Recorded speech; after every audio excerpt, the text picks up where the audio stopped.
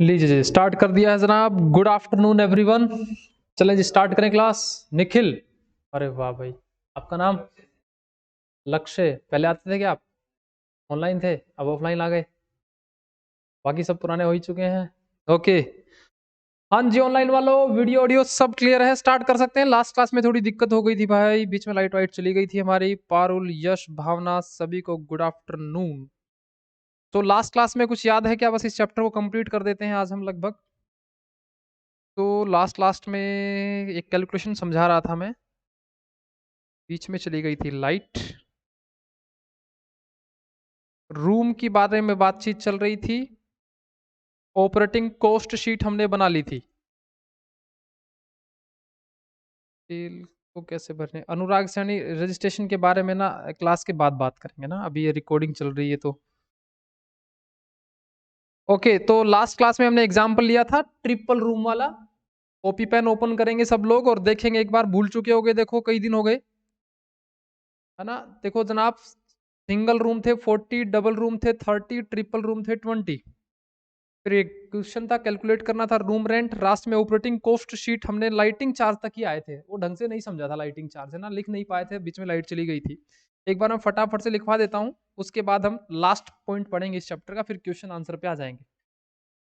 तो जनाब, last class में बात हमारी चल रही थी, स्टाफ सैलरी हमने लिख दिया था 2,40,000, और रूम अटेंडेंट भी लिख दिया था हमने कि 5 रुपया देंगे एक बार रूम के अंदर अटेंडेंट द्वारा सर्विस दी जाएंगी। तो रूम अटेंडेंट हमको कितनी बार चाहिए होगा, वो हमने निकाला था 25,920 बार रूम अटेंडेंट चाहिएगा। Hence this is a variable cost will be calculated on the basis of the occupancy. ये काम हमारा हो गया था। अब नेक्स्ट बात आती थी बच्चों लाइटिंग चार्ज की, यहां से हमारे को आज स्टार्ट करना था, ठीक है। देखो लाइटिंग चार्ज में बच्चों 200 रुपये दे रखा है पर मंथ। अगर ये लाइन इतनी ही होती कि बिजली का बिल पूरे होटल का कितना रुपया आता है, 200 रुपये पर मंथ, तो 12 महीने का होता, 12 दूनी 24, 2,400 रुपये। लेकिन क्वेश्चन ने आगे बोला ये पर मंथ है ना, ये बेस्ड ऑन रूम डेज है, that is based on occupancy. Occupancy का मतलब कि भैया जब रूम के अंदर कोई रहेगा बुक करने के बाद तो ही लाइट चाहिए, अदरवाइज लाइट नहीं चाहिए। आप रूम के अंदर जब होटल में जाते हैं तो टीवी का यूज करते हैं, आप एसी का यूज करते हैं, या हीटर का यूज करते हैं, या लाइट का यूज करते हैं, तो ये चीजें तभी चलती हैं जब रूम बुक होता है। हेंस ये वाली बिजली का जो बिल है बच्चों, ये वेरिएबल कॉस्ट होगा कि फिक्स्ड कॉस्ट होगा? ये होगा वेरिएबल कॉस्ट, क्योंकि जितनी ज्यादा बार रूम बुक होगा ये चीजें उतनी ही ज्यादा बार चलेंगी। हेंस ये जो 200 रुपए थे, ये पर मंथ का मतलब हो गया यहाँ पे 30 रूम डेज। यहाँ पर मंथ जो लिखा है ना, इसका मतलब है 30 रूम डेज। तो इसकी कैलकुलेशन आपको अपनी कॉपी में कैसे करनी थी? देखो इसकी कैलकुलेशन कुछ ऐसे करनी थी आपको कि 200 रुपये लगते हमारे 30 रूम डेज के। 30 बार अगर रूम बुक होता है ना, तो एसी वगैरह लाइट वगैरह 200 रुपये की जल जाती है। और पूरे साल में बच्चों कितनी बार रूम बुक हुआ है हमारा? 25,920 बार। 25,920 बार, हेंस ये कितना आया था आपका? 1,72,800। और तो मेरे हिसाब से कुछ था ही नहीं इसके अंदर, बस यही समझाना था मुझे कि जो लाइटिंग चार्ज होता है वैसे तो फिक्स्ड खर्चा होता है, लेकिन अगर ये ऑक्यूपेंसी के ऊपर बेस्ड हो तो ये फिक्स्ड नहीं, ये कौन सा खर्चा हो जाएगा फिर? वेरिएबल खर्चा हो जाएगा। एक बार फटाफट से बता दोगे कि अगर टोटल कॉस्ट लास्ट क्लास में कितना आया था हमारा? 42,400 प्लस अपने को क्या करना था बच्चों? प्रॉफिट। और लास्ट में आ जाता हमारा कलेक्शन, ठीक है, ये आ जाता हमारा कलेक्शन। तो प्रॉफिट जो था बच्चों वो था आपका 20% ऑफ कॉस्ट, तो एरो ऐसा बनता, और ये आ जाता आपका 480, एंड टोटल आ जाता आपका 880, ऐसा ही। ओके जनाब, फिर आपको एक इक्वेशन बनानी थी, ये काम कर चुके थे क्या सब लोग? फिर एक बस जस्ट एक कैलकुलेशन कर देता हूँ। फिर ये ऐसे लिखे थे माउस से, तो आपको कलेक्शन ये करना था कि जो टोटल आपका कलेक्शन होगा उसके लिए आपको करना था लेट रूम रेंट, ऐसा मानना था आपको। Single room, double room and triple room. लिख रखा सभी ने। देखो सिंगल रूम का आपको मानना था बच्चों x रुपया। ये x रुपया कितनी बार मिलेगा आपको? 11,520 बार मिलेगा। तो 11,520x तो ये हो गए थे आपके। इसका 2x मिलेगा 8,640, 17,280x। और ये हो गया बच्चों 3x मल्टीप्लाई 5,760, 17,280x। तो टोटल हो गया आपका 46,080 रुपये। तो आपको एक इक्वेशन बनानी थी। 46,080x जो था 6,50,880 के बराबर है। x के बराबर कितना हो जाएगा? ये कल निकाल लिया था हमने 14.125 रुपीज। तो इसका मतलब सिंगल रूम का किराया है 14.125 एक बार 24 घंटे बुक करने का। ये कल हमने निकाल लिया था, ठीक है। फिर डबल रूम ट्रिपल रूम का तो हमने बोला भैया देखो सिंगल रूम का जो किराया था लास्ट क्लास में हमने निकाल लिया था ना। सिंगल रूम का किराया 14.125, डबल रूम को इसको मल्टीप्लाई 2 से कर दीजिए, ट्रिपल रूम को इसको मल्टीप्लाई 3 से कर दीजिए। ये हमारा सॉल्यूशन लास्ट क्लास तक कंप्लीट हो गया था। अब आगे बढ़ेंगे हम। सभी ऑनलाइन वाले बच्चे यहां तक कंफर्टेबल हैं भाई?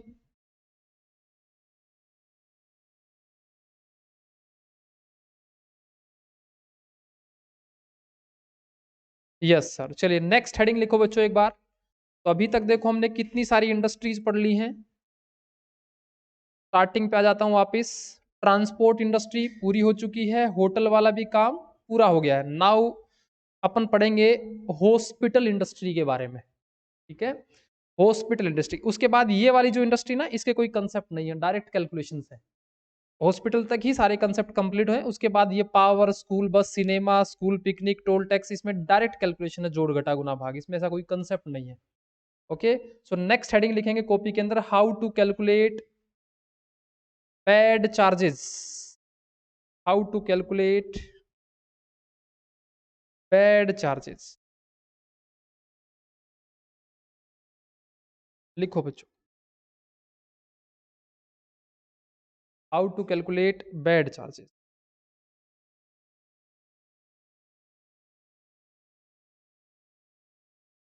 हाउ टू कैलकुलेट, आज की कहानी यहां से शुरू। Bed charges, hospital industry.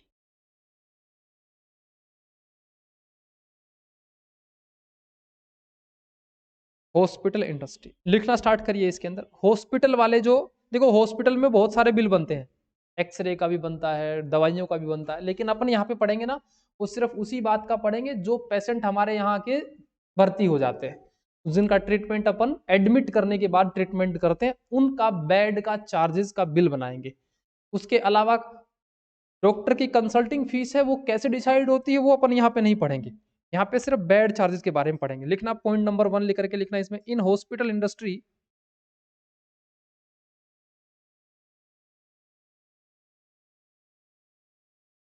In hospital industry there are following cost units. Following cost units,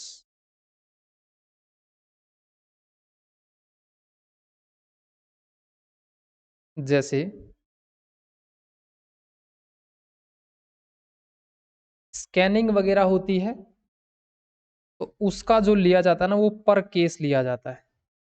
किसी आदमी को चेकअप करवाना है, अपने जांचें वगैरह करानी है, तो जितनी बार जांच कराएंगे उसको पर केस के हिसाब से ही ट्रीट किया जाएगा।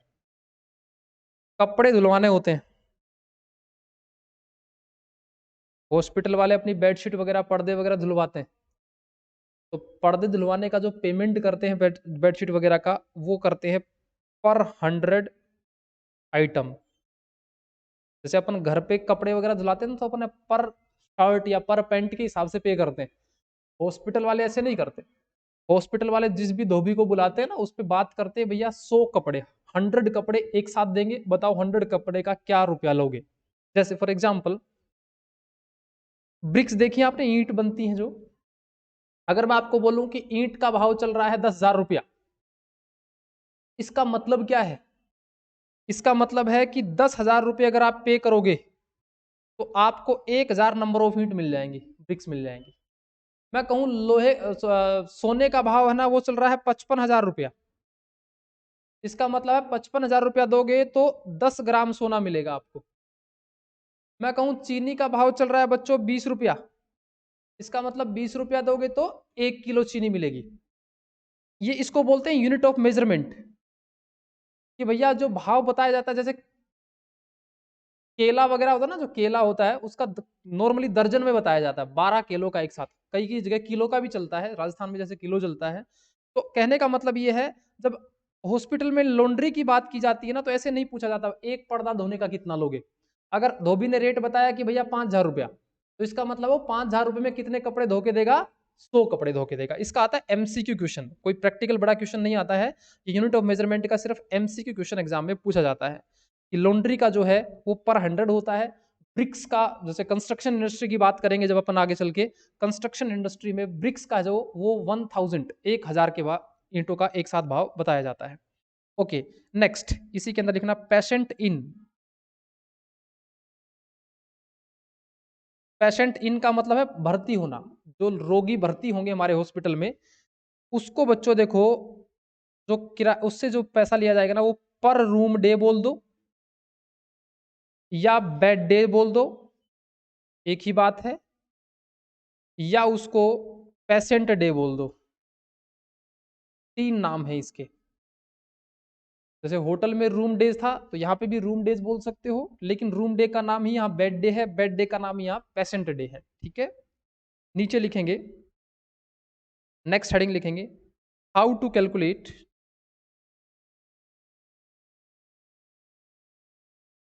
How to calculate patient days.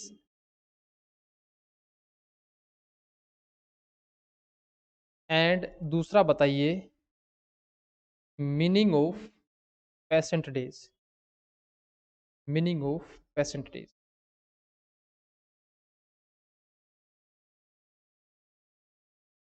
दो बातें मैंने आपसे पूछी हैं, कैसे कैलकुलेट होंगे, उनका मीनिंग क्या होगा। चलो एक एग्जाम्पल से इन बातों को समझते हैं। लिखेंगे एग्जाम्पल। लो भी बच्चों, अपने पास एक 5 स्टार हॉस्पिटल, बहुत तगड़ा वाला, हर बच्चे बूढ़े का मन लगेगा इसके अंदर। हॉस्पिटल में मन लग जाता है क्या सबका? कोई जाना नहीं चाहता हॉस्पिटल में, लेकिन फिर भी जाए बिना काम नहीं चलता है। लिखेंगे बच्चों, एक हॉस्पिटल है हमारे पास, इस हॉस्पिटल में बच्चों 50 बेड्स हैं बस। जैसे होटलों में बताया जाता है कि single room, double room, triple room, तो हॉस्पिटल जो होते हैं ना, उसमें बेड्स के आधार पे चीजों को मापा जाता है। 50 बेड्स हैं, लेकिन ऑक्यूपेंसी, सारे बेड भरे नहीं रहते। ऑक्यूपेंसी है ना बच्चों, वो कुछ इस प्रकार से है, 40 बेड्स फुल रहते हैं 140 दिन तक, 20 बेड फुल रहते हैं 50 दिन तक। मैं आपसे जानना चाहता हूं, कैलकुलेट करिए बेड डेज।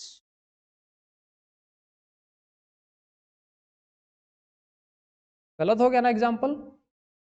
ऐसा क्या? ये सवाल गलत लग रहा है मेरे को, यानी साहब बताएंगे कुछ? ऐसा कैसे हो सकता है? 50 तो बेड हैं, 50 में से 40 बेड अलग, 20, ये तो 60 हो गए भाई। दिमाग लगा के बताओ, आप अगर पैसा कमाना चाहते हो, मोटा पैसा कमाना चाहते हो जिंदगी में, तो बताओ क्या ये पोजीशन अराइज हो सकती है? अरे भाई लोगों, दिन कितने होते हैं? 365। बेड तो हमारे पास 50 है, लेकिन ऐसा हो सकता है ना पहले 140 दिन में तो 40 बेड ही भरे रहे, 10 बेड खाली रहे, और अगले 50 दिन है ना वो 20 बेड ही भरे रहे, बाकी 30 बेड आपने क्या किया, मैथमेटिकली 40 प्लस 20 60 हो रहे भाई, 60 तो है ही नहीं इसमें। तो यहाँ पे ये वाली मैथमेटिक्स नहीं चलेगी। ये वाली मैथमेटिक्स है ना, एक एक जगह और भी दिक्कत दी थी आपको, टैक्सी किलोमीटर वाला याद है, टैक्सी वाला सवाल किया था हमने, बारात लेके गए थे हम 100 किलोमीटर, 100 बाराती थे, तो एक एक किलोमीटर पाती नहीं आया था सबके, सभी को कितनी दूर चलना पड़ा था, 100 किलोमीटर। तो यहाँ पे भी कैलकुलेशन कुछ उस हिसाब से देखनी है आपको। हाँ अलग अलग होगा, अलग अलग टाइम पीरियड पे हैं। वाह जी देवसी का दिमाग चलता है भाई। बॉर्नविटा पीते हैं क्या आप? क्या बात है, चलो लिखो सुन, आप सॉल्यूशन लिखो, सॉल्यूशन। तो भाई मैथमेटिक्स हर जगह अलग अलग लगती है। ऊपर लिखना बच्चों, 365 दिन है हमारे पास, 365 में से 140 दिन, 140 दिन क्या रहा, 40 बेड्स तो रहे फुल और 10 बेड रहे एम्प्टी, खाली पड़े रहे। और बच्चों इसमें से 50 दिन 20 बेड तो रहे फुल और 30 बेड रहे एम्प्टी, तो सर बाकी और दिन सारे खाली थे। 140 प्लस प्लस 50 करोगे ना, 140 प्लस 50 तो ये 190 दिन हुए, बाकी दिन सारे बेड क्या हैं, खाली, कोई पेशेंट नहीं आया, सुबह अगरबत्ती करके बैठ गए हॉस्पिटल में, कोई मरीज नहीं आया, कोई ग्राहक नहीं आया। ठीक है, अब मुझे निकालने बच्चों बेड डेज, कैसे निकालूं भाई? इसी का नाम पेशेंट डे है, इसी का नाम बेड डे है, इसी का नाम रूम डे है। पेशेंट डेज कैसे निकाल दूं? 40 बेड्स भरे रहे 140 दिन, तो इनको मल्टीप्लाई करेंगे तो कितना आएगा, 5600। 20 बेड फुल रहे बच्चों 50 दिन, 5 दूनी 10, 1000 हो जाएगा। टोटल कितने हो गए भाई, 6600 total patient days, bed days भी बोल सकते हो। Total patient days 6600। ओके जी ऑनलाइन वालों, एक बात और बताओ मेरे को, ये पेशेंट डे का मीनिंग क्या है? क्या समझे हम, हॉस्पिटल वाले ने निकाल तो लिया, इसका इसका मतलब क्या समझे?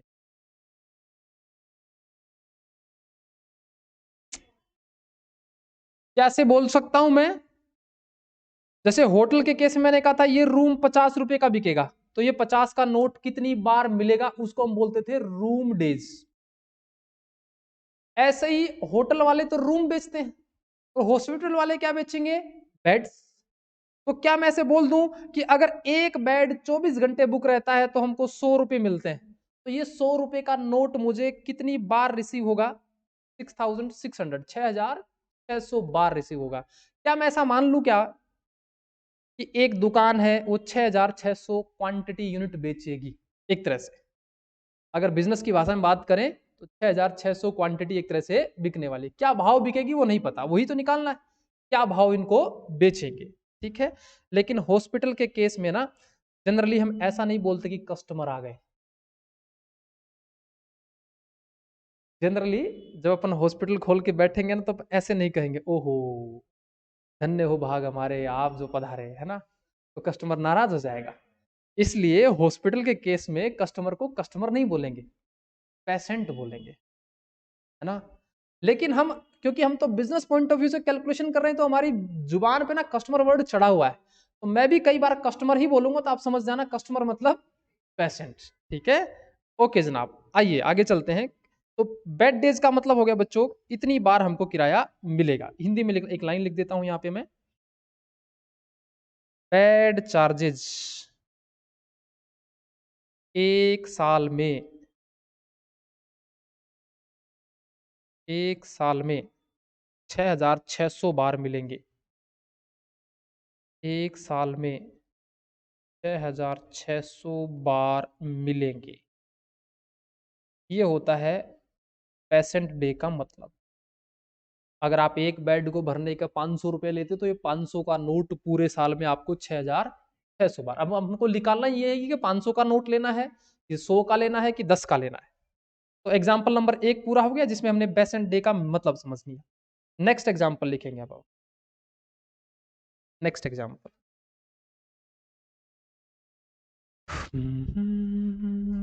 एग्जाम, ये बच्चों हमारा एक हॉस्पिटल है।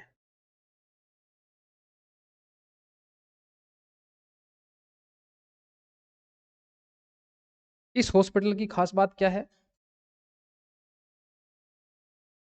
मैंने कहा भाई देखो इसमें 40 बेड्स जो हैं वो है इन हाउस। इन हाउस का मतलब इसके खुद के हैं, इन हाउस। अब एक रिवर्स कैलकुलेशन सिखानी है मेरे को आपको। हाउस की स्पेलिंग क्या होती है? HOUSE, ठीक है ना? यही होती है ना, HOUSE। In house. नेक्स्ट में लिखना बच्चों, मैंने कहा 5 एक्स्ट्रा बेड भी लेके आ सकता है। Extra bed can be added. बाहर से हम किराए पे 5 बेड फटाफट से लेके आ सकते हैं इफ रिक्वायर्ड। अगर ग्राहक ज्यादा आ गए, ग्राहक मतलब पेशेंट है ना, अगर कस्टमर ज्यादा आ गए, if required, if required at the rate ₹80 पर बेड पर डे रेंट।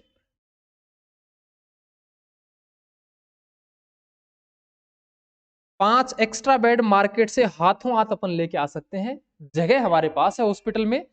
एक बेड अगर एक दिन के लिए लाए, 80 रुपया किराया देना पड़ेगा। हायर चार्जेज होगा एक तरह से। ये एक उल्टी कैलकुलेशन सिखानी मुझे। नीचे लिखना बच्चों ऑक्यूपेंसी। ऑक्यूपेंसी, ऑक्यूपेंसी ऐसी रही कि 40 बेड फुल रहे 200 दिन तक, 20 बेड फुल रहे 50 दिन तक, and total hire charges, total hire charges paid for extra beds ₹50,000। ₹50,000 calculate करिए बच्चों। ये सबसे टफ कैलकुलेशन है, इससे टफ सवाल नहीं होगा कोई भी। कैलकुलेट करिए, how many days we hired 5 extra bed. हमने जो 5 एक्स्ट्रा बेड लिए हैं वो कितने दिन के लिए लाए? वी हायर्ड 5 एक्स्ट्रा बेड्स, पहला सवाल ये। और दूसरा निकालिए बच्चों बेड डेज। 2 सवाल है। मैंने आपको ये नहीं बताया कि जो एक्स्ट्रा बेड है ना वो मैं कितने दिन के लिए लाया, लेकिन मैंने आपको ये बताया कि एक्स्ट्रा बेड के बदले मैंने कितना रुपया रेंट दिया। तो मैं जानना चाहता हूं वो रेंट है वो कितने दिन का दिया, ये जानना चाहता हूं। यस का आंसर आ गया है भाई।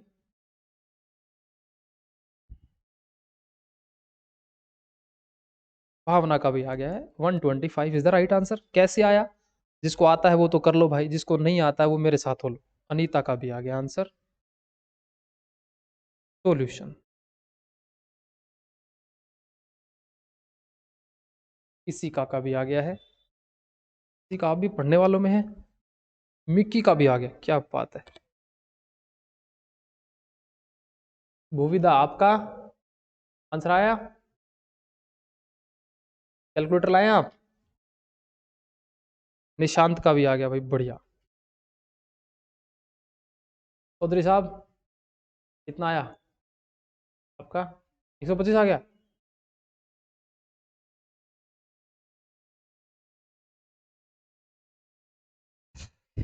ऐसे कैलकुलेटर पे मार के देख लो ऐसे, बाकी लिखना तो मेरे साथ है आपको। आपका आ गया जवान?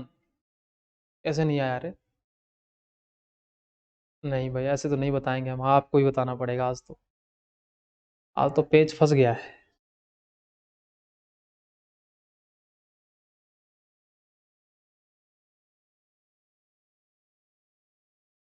लगा दिमाग।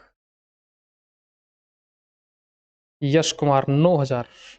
नहीं बच्चे, 9,000 नहीं, 9,625 आएगा यश। गौरांगी का भी आ गया है, वेरी गुड। चलो भाई, जिसका नहीं आया है कृपया देखो। देखो भाई लोगों, ये जो हायर चार्जेज हैं, ये कैसे निकले होंगे? जोड़ घटा आता है ना सबको, देखना। ये ऐसे ही तो निकले होंगे, जितने बेड मल्टीप्लाई जितने दिन के लिए लाए, और बच्चों multiply higher charges per day. Higher charges per day. आपको पता है ये टोटल मैंने 50,000 रुपए दिए, 5 बेड थे, लेकिन ये नहीं पता कि नंबर ऑफ डेज कितने लेके लाया। खाली छोड़ दो। और एक बार के कितने रुपए देते हो? जोड़ घटा तो आता होगा भाई मेरे हिसाब से, 8 5 40, 50,000 डिवाइड बाई 8 चौके 32, 8 5 40, 400, 8 5 40 मल्टीप्लाई 5, 50,000 डिवाइड बाई 400। ये आ जाएंगे नंबर ऑफ डेज। जब गुणा करोगे तो इसको अल्टीमेटली आएगा 125 दिन के लिए। कि हमने जो 5 एक्स्ट्रा बेड लिए हैं ना, वो 125 दिन के लिए किराए पे लेके आए हैं। आया पोल साहब समझ में?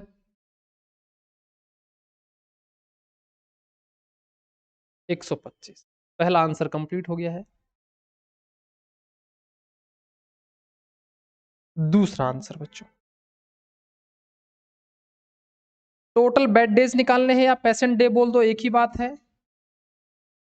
Bed days, room days, patient days एक ही बात है। अब पता करो कि आपको किराया बेड का कितनी बार मिलेगा पूरे साल के अंदर। तो क्वेश्चन को दे रखा था 40 बेड फिल है,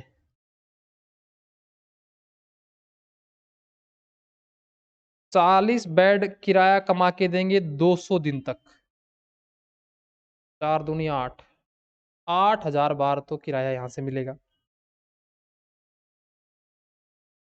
20 बेड 50 दिन तक कमाई करवा के देंगे हमारी, वो 1,000। और 5 बेड जो एक्स्ट्रा किराए पे लाए ना, वो 125 दिन के लिए किराए पे लेके आए। इनसे कमाई करेंगे 125 दिन, 625 बार। तो बच्चों टोटल बेड डेज जो हो जाएगा 9,625 बार।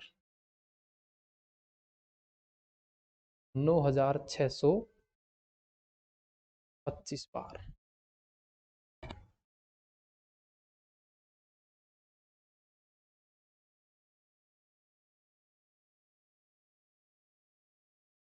लिखो यहां तक।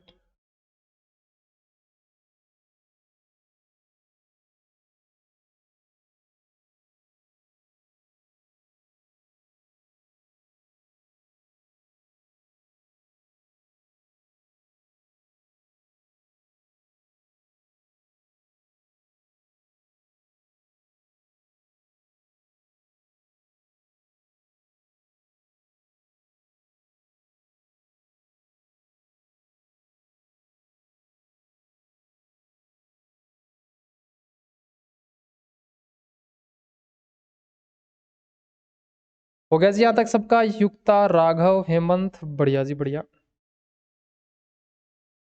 अनीता का भी हो गया, खुशी, यश, सबका बढ़िया।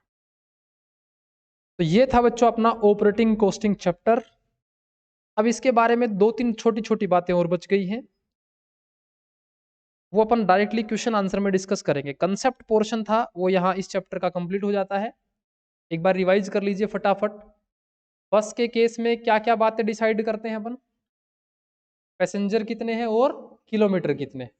तो बस के केस में हमारी कैलकुलेशन करते थे, उसमें सबसे पहले देखते थे अपन रन किलोमीटर, और फिर देखते थे अपन पैसेंजर किलोमीटर। बस कितनी देर दूर चली और बस में बैठा हुआ मेरा देश कितनी दूर चला। बस के केस में आते और जाते दोनों समय सवारियां होती हैं, तो पैसेंजर किलोमीटर जाने आने के एक साथ निकलेंगे। ठीक है, कैलकुलेशन पर मंथ पे करोगे और नंबर ऑफ बस सारी लोगे तो कैलकुलेशन इजी रहेगी।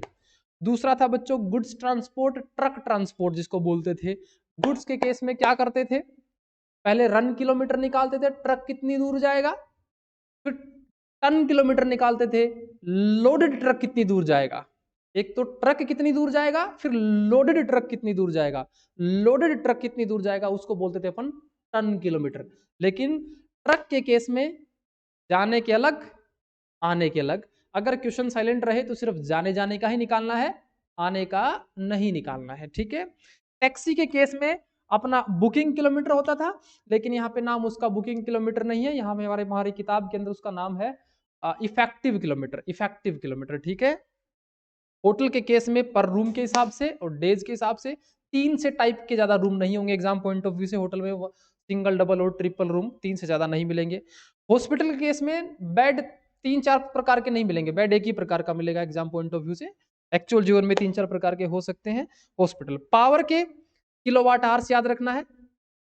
अब मैं कहूं भैया 5 लाख रुपए का कोयला लाया और 10 लाख किलोवाट मैंने बिजली यूज की, तो cost divide by kilowatt hour, directly आपका आंसर आपके कदमों में होगा। स्कूल बस के केस में भी ऐसा ही होता है, टोटल कॉस्ट डिवाइड बाय पर स्टूडेंट पर मंथ। इसके अंदर भी कोई कैलकुलेशन करने की जरूरत नहीं होती। सिनेमा टिकट में थोड़ी कैलकुलेशन करने की जरूरत होती है, पर टिकट पर शो, एक शो में कितने सीट्स हैं, कॉस्ट डिवाइड बाई कितनी सीट्स हैं, ऑक्यूपेंसी रेट के हिसाब से सीधा डिवाइड किया जाएगा। उसके अलावा कोई कैलकुलेशन इसमें नहीं होगी हमारे एग्जाम में, और ना ही हमारे मॉड्यूल में इसके क्वेश्चन नहीं है। इसके क्वेश्चन मिलेंगे सीए इंटर के अंदर और बीकॉम के अंदर। ठीक है, लेकिन अपन एक दो टाइम बचा तो एक दो क्वेश्चन करके चलेंगे इसके, अदरवाइज हमारे एग्जाम में कभी भी नहीं आया है। स्कूल पिकनिक का एक क्वेश्चन मिलेगा अपने को, यहाँ पे पर स्टूडेंट ही चार्ज होता है, पिकनिक कितनी भी दूर जाए उससे कोई मतलब हमको नहीं होता है। ठीक है, टोल टैक्स, टोल टैक्स में क्या करना होता है, एक टाइम पीरियड के खर्चे कैलकुलेट कर लो divide by number of vehicle. अब यहाँ पे क्या होता है, एक्चुअल जीवन में तो छोटे व्हीकल का छोटा टोल, बड़े व्हीकल का बड़ा टोल, लेकिन यहाँ हमारे ऐसा नहीं होता है। हमारा एक ही तरह का, हम मानते हैं कि एक ही तरह के व्हीकल जाएंगे, लेकिन अलग अलग जाएंगे तो उसकी कैलकुलेशन थोड़ी टफ हो जाएंगी। ठीक है, इसलिए हमारे एग्जाम पॉइंट ऑफ व्यू से ना इसका क्वेश्चन है, लेकिन एक बार एग्जाम में क्वेश्चन आया हुआ है इसका, अभी जो एग्जाम हुआ है उसके अंदर ये देखने को मिला है, तो ये वाला भी अपने को एक क्वेश्चन करके चलेंगे। ओके, तो ये था पूरा चैप्टर बच्चों। अब आ जाते हैं कुछ क्वेश्चन आंसर पे। तो अब मॉड्यूल होगा मेरे हिसाब से, मॉड्यूल तो अभी होगा नहीं आप लोगों के पास में। ठीक है, मॉड्यूल मॉड्यूल मॉड्यूल।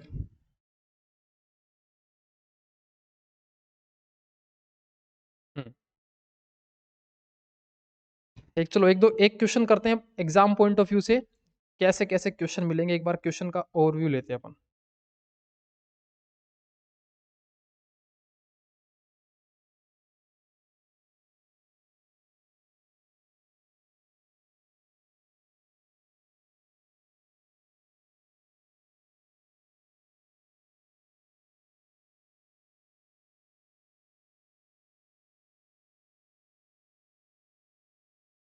जस्ट एक मिनट।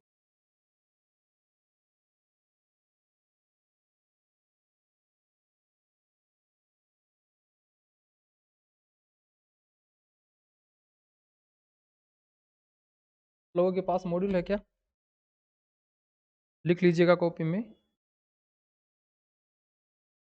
330 page number.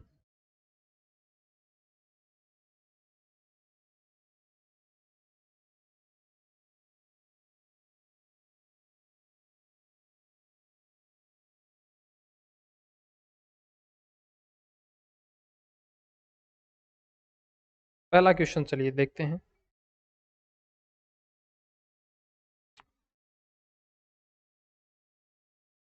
आइए जी, 46 नंबर से स्टार्ट है। पहला क्वेश्चन चेक करते हैं। 330 पेज नंबर कॉपी में लिख लेंगे। लिखेंगे बच्चों सॉल्यूशन 46 इलस्ट्रेशन। आइए पहले सवाल को पढ़ते हैं और सवाल को पढ़ के सब लोग मुझे बताएंगे ये क्वेश्चन कौन सी वाली इंडस्ट्री से जुड़ा हुआ है। अपन ने जितनी इंडस्ट्री पढ़ी है उनमें से चेक करके बताइए ये वाला कौन सी से जुड़ा हुआ है। There are the two warehouses storing the finished goods produce in the factory. पहले सामान फैक्ट्री में बनाएंगे फिर उनको स्टोर करेंगे। Warehouse A is the distance of 10 kilometre and warehouse B is the distance of 15 kilometre from the factory. A और B अलग अलग डिस्टेंस पे कवर हैं। ठीक है, दो दो अलग अलग वेयर हाउस हैं। A fleet of 5 ton lorry. Fleet का मतलब क्या होता है?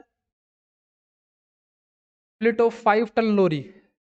ट्रक को ना जब माल जो जो जो चीज माल ढोती है, माल सामान को लेके एक स्थान से दूसरे पे स्थान पे जाती है, उसको इंग्लिश में लोरी बोलते हैं, है ना। एक तो मम्मी लोरी देती है वो वाली लोरी नहीं है ये सामान को लाने और ले जाने के लिए। आपने कभी देखा बस स्टैंड के ऊपर या रेलवे स्टेशन के ऊपर कुली लोग होते हैं ना, उनके पास एक ऐसा छोटी गाड़ी होती है, उस पर सामान रखते हैं और लेके चले जाते हैं। आजकल ट्रॉली भी आ गई हमारी, उसको भी अपन लोरी बोल सकते हैं, लेकिन लोरी का जो यूज होता है ना वो इंडस्ट्री के अंदर सामान को ढोने वाले वाहन से होता है।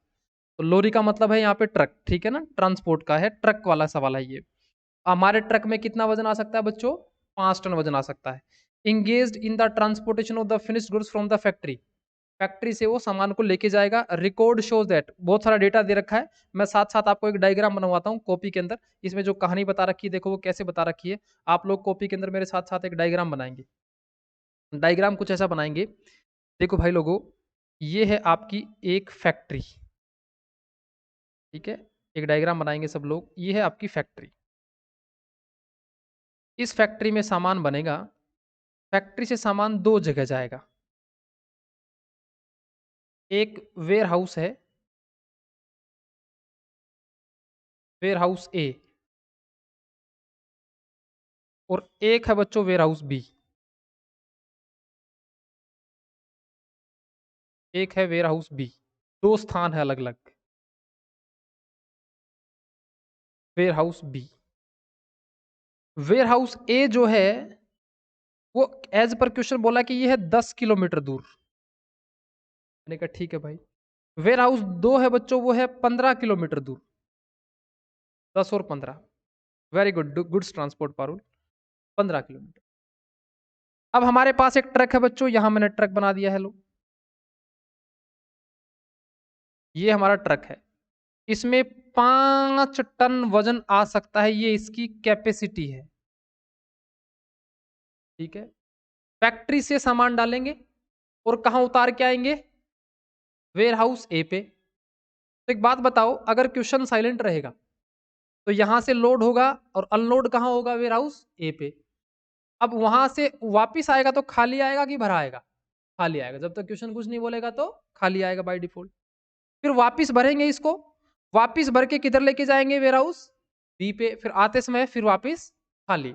तो ट्रक तो चलेगा 10 और 10 20 किलोमीटर आने जाने का, 10 जाना 10 आना 20 किलोमीटर। लेकिन वजन लोडेड ट्रक कितनी देर चलेगा? वन साइड, है ना। इसी प्रकार इधर लोडेड ट्रक चलेगा 15 किलोमीटर और एम्प्टी ट्रक, टोटल ट्रक चलेगा 30 किलोमीटर, ठीक है। तो अपने को टन किलोमीटर उसी हिसाब से निकालना पड़ेगा। ओके आगे चलते हैं। आगे बोलता था record shows that lorry average speed 30 kilometre. ये ट्रक वाला ना भगाता ना, तो इसकी जो स्पीड है ना वो है 30 किलोमीटर पर आवर। स्पीड है। स्पीड से क्या मतलब समझते हो पोल साहब? अगर आप अपनी स्कूटी को 20 किलोमीटर की स्पीड पे चलाते हो तो इसका मतलब क्या है?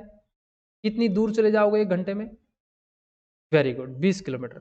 अगर 30 किलोमीटर की स्पीड है ना, इसका मतलब है 1 घंटे में अगर आप अपने ट्रक की सुई को 30 पे रखते हो तो 1 घंटे अगर लगातार 30 पे वो सुई रही ना, तो आप इस डेस्टिनेशन से वहां तक कितनी दूरी तय कर लोगे? 30 किलोमीटर। 60 की स्पीड का मतलब है 1 घंटे में 60 किलोमीटर, ठीक है। ओके बच्चों आगे चलते हैं। आगे बोलता है when running the regularly take 40 minutes to load at factory. बच्चों यहाँ पे जब लोड होगा, यहाँ पे जब लोड होगा तो लोड में हमको 40 मिनट लग जाएंगे सामान को इसके अंदर रखने में। ओके आगे बोलता है at the warehouse a unloading take 30 minute. बच्चों यहाँ अनलोड करेंगे अनलोड करेंगे, यहाँ बीच में लिख देता हूं मैं, अनलोड करेंगे। अनलोड करेंगे तो वेयर हाउस ए पे तो लगती हैं 30 मिनट्स, डायग्राम कॉपी बनाना, ठीक है ना। और वेयर हाउस बी पे अनलोड करते हैं तो 20 मिनट में ही अनलोड हो जाता है, 20 मिनट। उलझा रहा है बस आपको डेटा देके, ठीक है।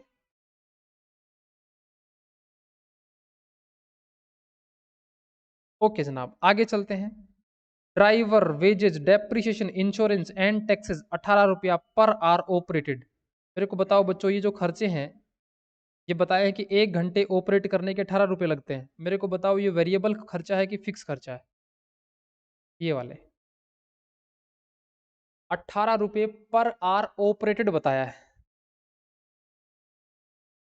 ऑपरेटेड का मतलब जितनी देर ट्रक ऑपरेशन करेगा, तो जितनी देर ट्रक ऑपरेशन करेगा, ज्यादा देर ऑपरेशन करा तो ज्यादा खर्चा, कम करा तो कम, hence this is a variable expenditure. तो ये वेरिएबल एक्सपेंडिचर हो गया उनका, ठीक है भाई। आगे देखते हैं। रिपेयर मेंटेनेंस लगेगा 2.4 रुपया पर किलोमीटर। सर्विस वगैरह का खर्चा 2.4 किलो, ट्रक ज्यादा चलाओगे रिपेयर ज्यादा होगी, ट्रक कम चलाओगे कम, तो ये भी कौन सा खर्चा हो गया? वेरिएबल। ये खर्चा है किलोमीटर के ऊपर डिपेंड, और ये खर्चा है ऑपरेशन पे डिपेंड, जितनी देर ट्रक चलेगा। तो ज्यादा ज्यादा दूर किलोमीटर चलेगा तो मेरे हिसाब से नंबर ऑफ ऑपरेटेड आवर्स भी ज्यादा होंगे। आगे चलते हैं। Question, you are required to drop statement showing the cost per ton kilometre of two warehouse. आपसे पूछा भाई, 1 टन वजन वेयर हाउस तक पहुंचता है तो क्या कॉस्ट पड़ती है, ये सवाल है। लेकिन मेरा ये सवाल है, इस सवाल को सॉल्यूशन कैसे करें, पहली कैलकुलेशन कहां से शुरू करें, कहां से शुरू करें calculation? Run kilometre, very good. पहले सबसे पहले निकालना पड़ेगा रन किलोमीटर, फिर निकालना पड़ेगा टन किलोमीटर, फिर निकालनी पड़ेगी ऑपरेटिंग कॉस्ट शीट, फिर total cost divide by ton kilometre, ठीक है। तो आओ बच्चों सॉल्यूशन करना स्टार्ट करते हैं। ये डायग्राम कॉपी में जरूर बनाना, ठीक है, डायग्राम कॉपी में जरूर बनाना है। सॉल्यूशन, अच्छा बच्चों, सॉल्यूशन सबसे पहले निकाल देते हैं रन किलोमीटर। रन किलोमीटर दो जगह की होंगी। पहला फैक्ट्री टू वेयर हाउस ए, बच्चों 10 किलोमीटर जाएगा, 10 किलोमीटर आएगा, ट्रक चलेगा 20 किलोमीटर। दूसरा factory to warehouse B, 15 kilometre जाएगा, 15 आएगा, किलोमीटर हो गए 30। तो ऑयल फ्यूल तो चलेगा 20 और 30 किलोमीटर का। पहली कैलकुलेशन कंप्लीट। दूसरी टन किलोमीटर, टन किलोमीटर, आओ बच्चों टन किलोमीटर कर देते हैं। फैक्ट्री टू वेयर हाउस ए, बच्चों एक साइड ही जाएगा ना भरा हुआ, तो 10 किलोमीटर है। और क्या सवाल ने ऐसा बताया क्या कि 4 टन ले जाएगा, 3 ले जाएगा, या क्या माने 5 का 5 ले जाएगा? अगर 5 टन की कैपेसिटी है तो इसको मल्टीप्लाई कर देता हूं, 5 टन भरा हुआ जाएगा, इसका मतलब टन किलोमीटर हो गए भाई लोगों 50। दूसरा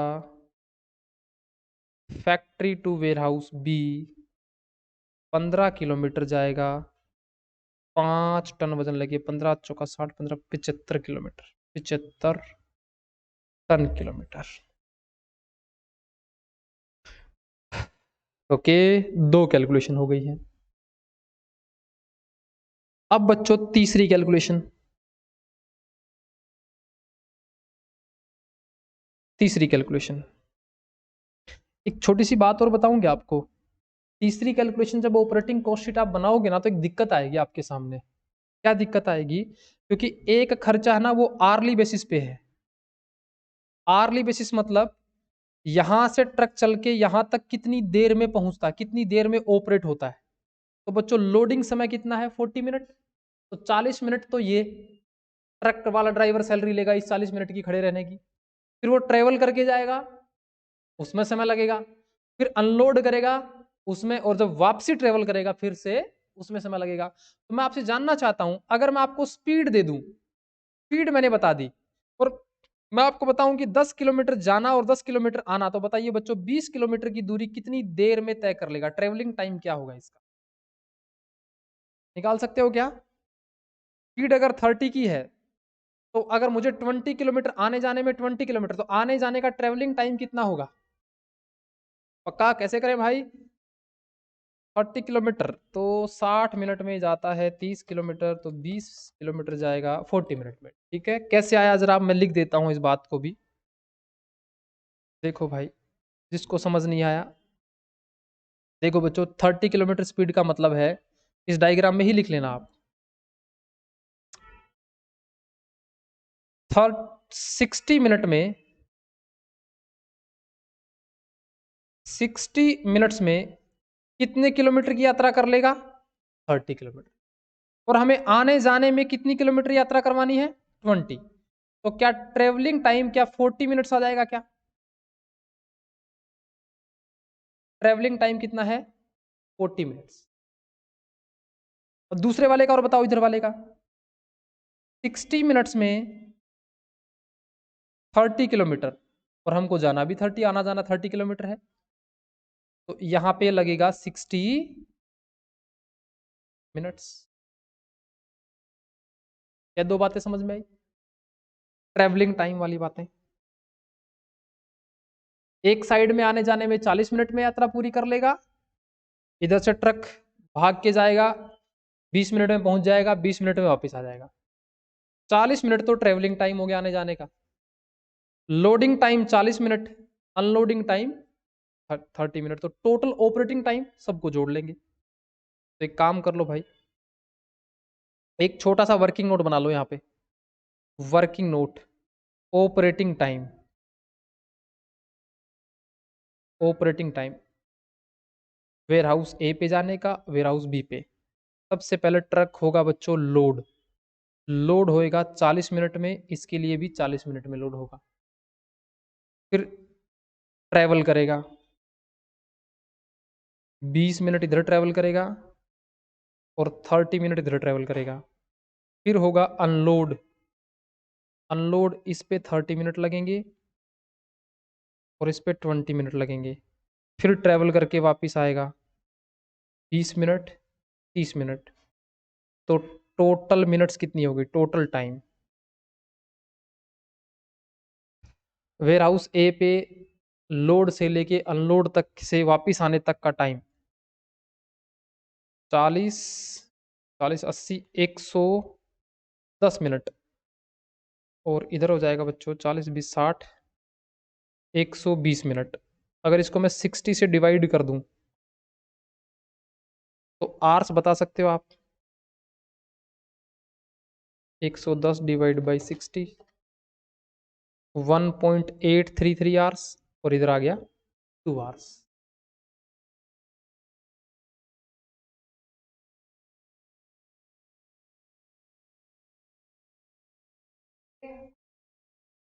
हाँ सही बात है। हाँ, एक बच्चे का भाई ऑनलाइन वाला एक बहुत ही वैलिड डाउट आया है कि सर ऐसा भी तो हो सकता है ना कि ट्रक यहाँ से 5 टन लोड किया, 3 टन अनलोड यहाँ कर दिया, 2 टन अनलोड यहाँ कर दिया और इधर वापस आ गया। ऐसा भी हो सकता है, बट वो क्वेश्चन वाले को बताना पड़ेगा। अपन बाय डिफॉल्ट अज्यूम नहीं करेंगे कि आधा यहाँ उतार दो, आधा यहाँ उतार दो। हमारे सीएमए के अंदर ऐसा कोई क्वेश्चन नहीं है, लेकिन बीकॉम के अंदर ऐसा क्वेश्चन है जिसमें हम ट्रक को ऐसे घुमाएंगे, ऐसे करके हम 10 टन डालेंगे, बोलेंगे 3 टन वहां उतार देना, 2 टन वहां उतार देना, 1 टन वहां उतार देना, वहां से वापस ले लेना थोड़ा सा लोड। तो उसमें कैलकुलेशन है ना वो बेवजह टफ हो जाती है, बेवजह टफ हो जाती है। ठीक है, तो टोटल ऑपरेटिंग टाइम आ गया बच्चों। अब आपको बनानी है कॉस्ट शीट।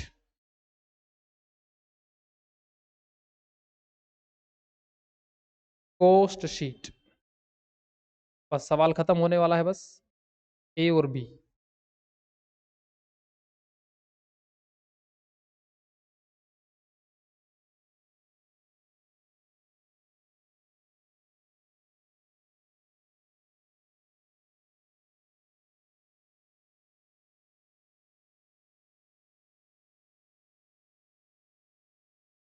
सबसे पहले लिख दो बच्चों वो जो खर्चे का नाम दे रखा था आपको, driver wages depreciation insurance, driver wages depreciation insurance @18 रुपये पर आवर।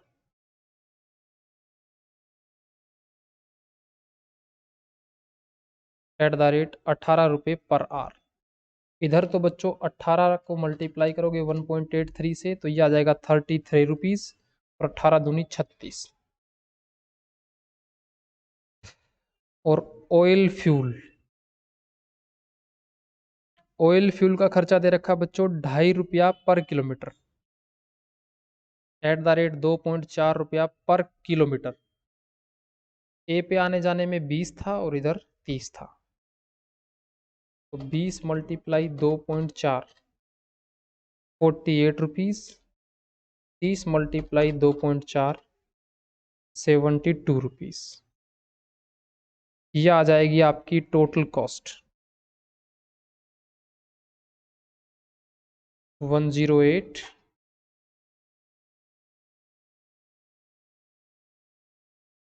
80 डिवाइड बाई कर दो टन किलोमीटर, वो आपने पहले से निकाल रखे हैं 50 और 75।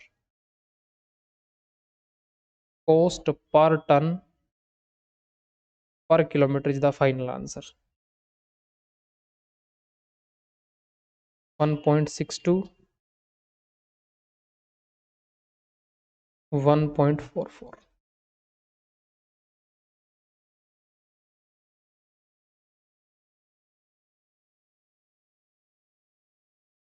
ओके, घर पे जाके इसको दोबारा करके आइए, आज का होमवर्क बस इतना ही।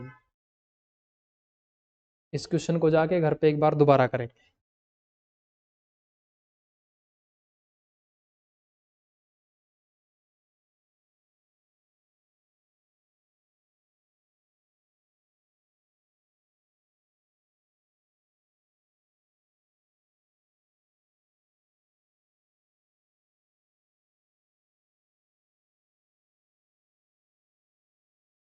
ओके जी, ऑनलाइन वालों करके आएंगे इस सवाल को घर पे दोबारा, और जो बच्चा पहली बार में पास होना चाहता है सीएम इंटर, वो 47 भी करके आएगा, बाकी नहीं करेंगे। ठीक है, 47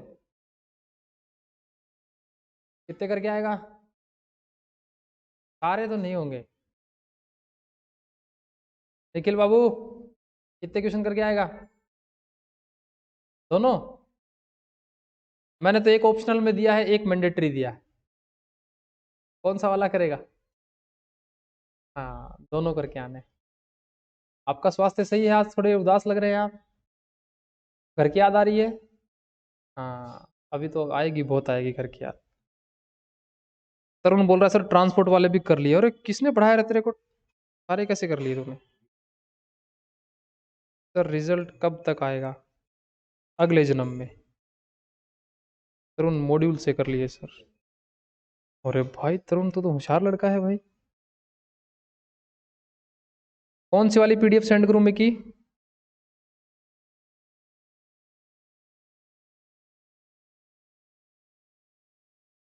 मॉड्यूल, ओके ठीक है। हाँ रजिस्ट्रेशन कहाँ पे, हाँ अनुराग पूछ रहे थे सर रजिस्ट्रेशन के बारे में। रजिस्ट्रेशन मतलब आप एक चैट देख लेता हूँ क्या पूछा था आपने उस समय।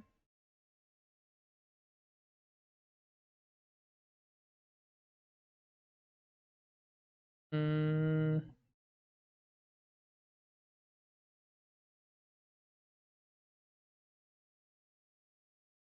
अच्छा आपको फाउंडेशन वालों को रजिस्ट्रेशन रिजल्ट के बाद कराना है सीएम इंटर में, जो गवर्नमेंट रजिस्ट्रेशन है ना, और रिजल्ट के बाद होगा, पहले नहीं होगा।